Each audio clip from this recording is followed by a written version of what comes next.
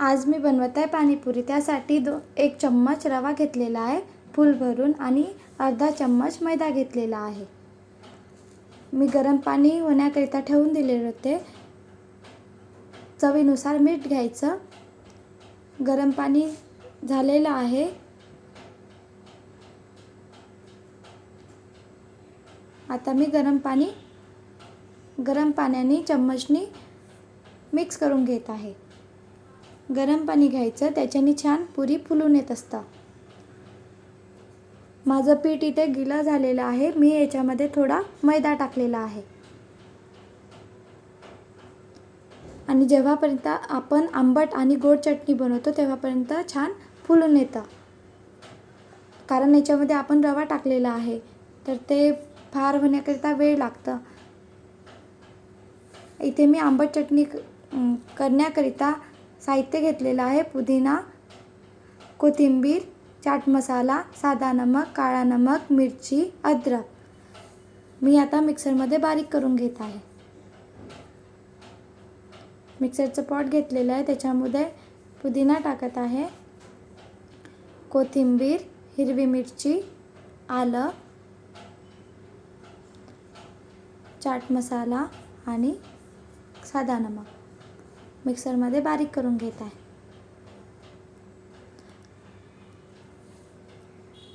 आपण घरीच पाणीपुरी बनवू शकतो। आता मी गोड पाणी बनविण्याकरिता साहित्य घेतलेलं आहे। चिंच, गूळ, चाट मसाला, काश्मीर लाल मिर्च पावडर आणि मीठ, काळा नमक, चाट मसाला। चिंच मी इथे शिजवून घेत आहे। एक गंज घेतलेला आहे, त्याच्यामध्ये चिंच आणि पाणी शिजवून घेतलेलं आहे। आंबट पाणी तयार आहे। याच्यामध्ये चवीनुसार पाणी सोडायचं आणि मीठ टाकायचं। आपल्याला आंबट पाणी जास्त पाहिजे असेल तर पाणी सोडायचं आणि मीठ टाकायचं। बघा, आंबट पाणी बनवून तयार आहे। आता आपण याच्यामध्ये चाट मसाला टाकत आहे। चाट मसाल्याचे प्रमाण कमी जास्त करू शकतो। चिंच शिजून घेतलेली आहे, त्याचे पाणी काढून घेत आहे। आता आपण इथे चाळणीने गाळून घेऊया चिंचेचं पाणी। याच्या पाण्यामध्ये चिंचेचे कण नाही राहिला पाहिजे म्हणून आपण इथे चिंचेचं पाणी गाळून घेत आहे। आता आपण आलूची चटणी करण्याकरिता साहित्य घेतलेलं आहे। आलू, चाट मसाला, साधा नमक, काळा नमक आणि तिखट। आलूचे साल काढून घेतलेले आहे, त्याच्यामध्ये चवीनुसार मीठ टाकायचं, तिखट टाकायचं, काळा नमक,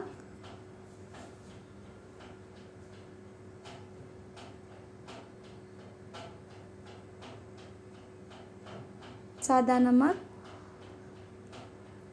आपण तिखट मीठचे कमी जास्त प्रमाण करू शकतो।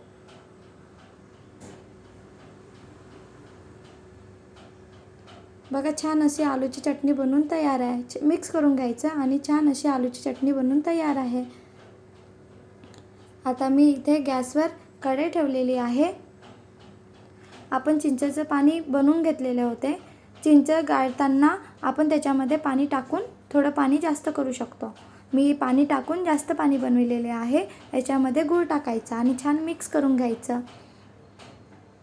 आपण आता गोड चटणी बनवत आहे।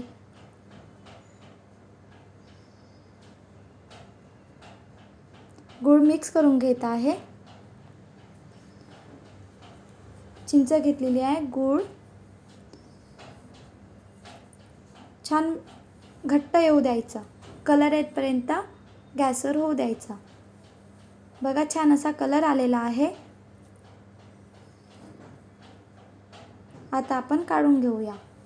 मी आता पाणीपुरी म्हटलं तर पुरी आपण बनवत आहे घरी। बाहेरून पण विकत आणू शकतो, मी घरी बनवलेली आहे।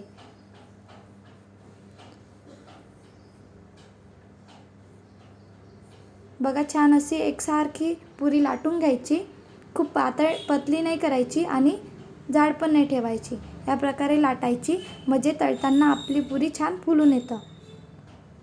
मी पुरी लाटून घेतलेले आहे आणि नंतर मग तेलामधनं काढून घ्यायचं। एकसारखी लाटायची पुरी।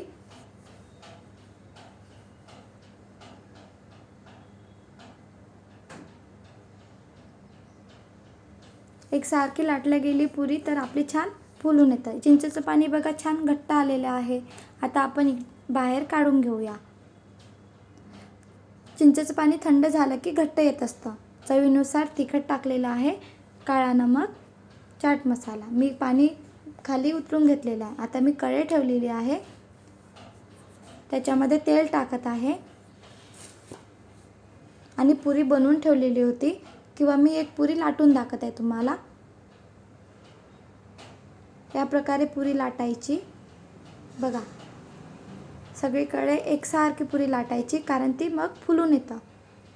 तेल गरम झाले का बघितले? तेल गरम झालेलं आहे. आता मी ते पुरी तळून घेत आहे बघा. एक पुरी छान फुलू द्यायची, नंतरच दुसरी पुरी तेलामध्ये सोडायची. बघा तेल गरम झालेलं आहे, छान पुरी वरती आलेली आहे. एक पुरी फुलून आली की दुसरी पुरी टाकायची.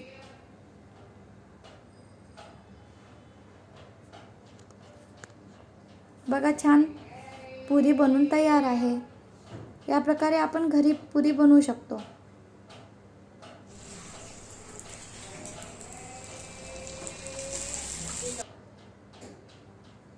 छान अशा पुरी मी तळून घेत आहे.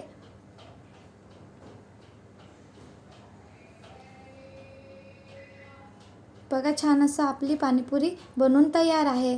पुरी घरी तळलेली आहे. आंबट पाणी, चिंचेचं पाणी, आलूची चटणी.